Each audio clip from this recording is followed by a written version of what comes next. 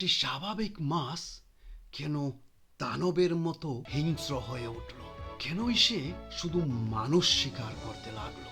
এর পিছনে রয়েছে এক বিভৎস এবং শিউরে ওঠার মতো সত্য ঘটনা, যা কালী নদীর তীরে প্রতিদিন ঘটে আসছিল। এই নদীর তীরে মৃতদেহ দাহ করার পর নদীতেই ভাসিয়ে দেওয়া হতো, আর সেই আধাপুরা দেহের মাংস খেয়ে খেয়ে এই বোয়াল মাছগুলা অস্বাভাবিকভাবে দানবের মতো বড় হতে থাকতো। তারা মানুষের মাংসের স্বাদ পেয়ে গিয়েছিল। বিজ্ঞানীরা পরীক্ষা করে দেখেন স্বাভাবিক বোয়াল মাছের দাঁত সেই রকম বড় হয় না, কিন্তু এই কালী নদীর দানবীয় বোয়াল মাছের দাঁতগুলা ছিল করাতের মতো ধারালো। কারণ এটি মাছ নয়, এটি ছিল মানুষের মাংসের নেশায় মস্ত এক নরখাদক।